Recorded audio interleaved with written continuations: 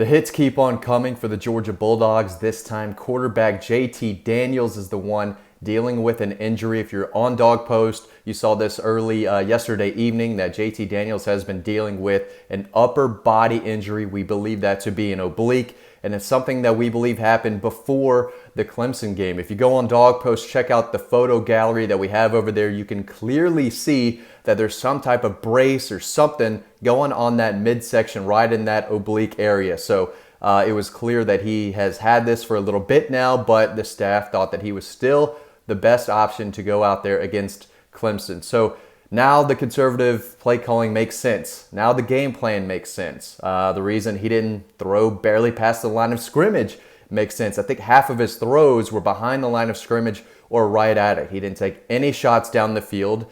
And we talked about this for, the past few days, reasons for why that happened, whether it was the injured wide receiving core, whether, they just didn't want to get in a lot of third and longs. That's what Kirby told us. He said the reason we were kind of, conservative was because we wanted to simply nickel and dime them, get little bit of yards at a time. We didn't want to be in 3rd and 8, 3rd and 9, or longer than that. So he kind of gave us one reason, why the offense didn't show much down the field. Now we're learning that he was injured the whole time. He was dealing with it. Hey, buddy, hold on. I got a video here. Sit back down. Sorry about that. Fisher wants to say hello to everyone. But listen, if he's dealing with an oblique injury, that's not something that he's going to get over anytime soon. Your quarterback, you need to wind up, you need to sling it deep, and he is not going to be able to do that. So he is obviously limiting Georgia's offense right now. We saw it was limited this past weekend against Clemson, and that can't happen moving forward. They can't just score 3 points offensively every game, so something needs to happen. So the big question now is Carson Beck ready? He's the number 2 guy. Is a limited JT Daniels better than a fully healthy Carson Beck? I don't think so, and I think that's pretty clear. Georgia's offense is limited with JT Daniels right now. Carson Beck, without an oblique injury, can throw it farther than JT Daniels. He can throw it harder than JT Daniels. And right now, this would be the time to get him some snaps. Now, if you read our What We're Hearing story that, when we first got this news out, you read that Carson got a lot of the reps with the number 1s on Monday. Now, again, we don't know the severity of JT Daniels' injury. It has not had him miss a whole lot of practice time, but it's enough to where they wanted to give Carson Beck a lot of reps with the number 1. So there's clearly something there, and it's clear that they would like to get Carson into the game against UAB. Is he going to start? I don't know, but I'm no doctor. I cover high school football and Georgia football for y'all, for Dog Post. And I know if you want an injury to get better, you don't go out and keep slinging the ball around. You want to rest. You want to rest before you get, until you get 100% so you don't hurt it worse. JT Daniels, if he goes back out there with an oblique, mid-upper body strain, he is one big hit from an SEC defender away from being seriously hurt.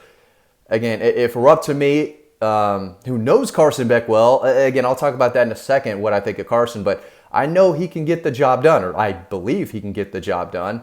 I've seen him throw it a few times now in high school and, of course, at the spring game. So we know what he can do, and I think if you're going to give him an opportunity for meaningful snaps and a possible start, isn't UAB the week to do that? You don't want him going out there, even against South Carolina or Tennessee or Vanderbilt or Arkansas. Those are SEC opponents. Vanderbilt's actually trash right now, so that wouldn't be the worst thing in the world. But if you're trying to rest JT and get him 100%, why are they playing him against UAB? This seems like the perfect opportunity to let him rest, get back to 100%, and see what Carson Beck and the other guys can do. They're not going to lose to UAB with Carson Beck.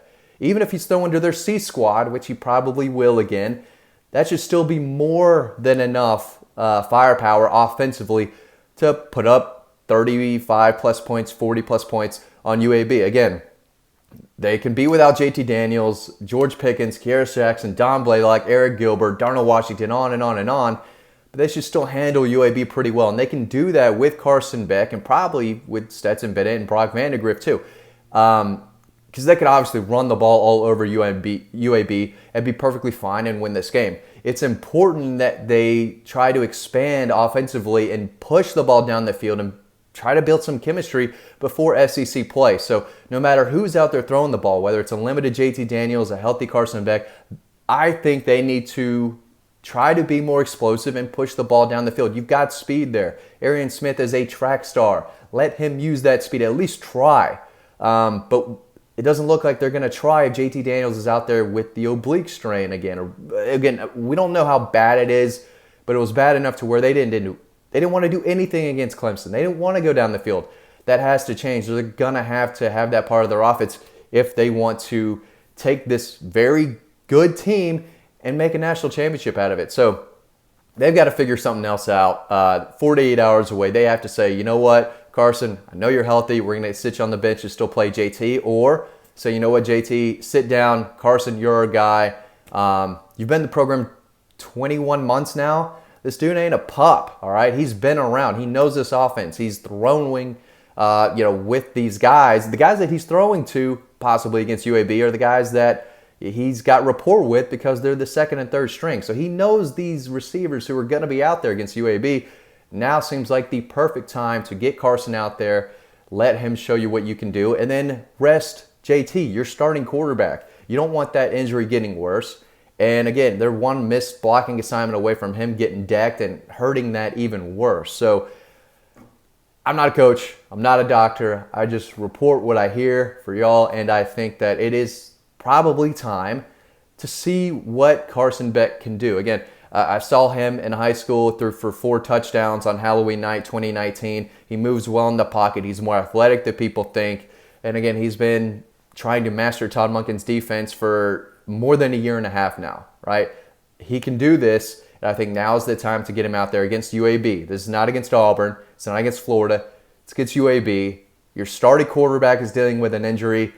I don't know. I just think it makes a lot of sense to see what Carson Beck could do now, because I've always been a fan of Carson. I think he can really sling the football, and I'm excited to see what he can do eventually. And if you're going to give him snaps Saturday anyway, just give him the start. What are we doing? Rest JT Daniels. Let's see what Carson Beck can do. There's more on Dog Post about all of this going on. If you need the latest on JT, the team, anything, head over to Dog Post. Now's the time. Thank you all for watching this video. As always, stay tuned to the next one coming up right now, and I'll see you over on the website.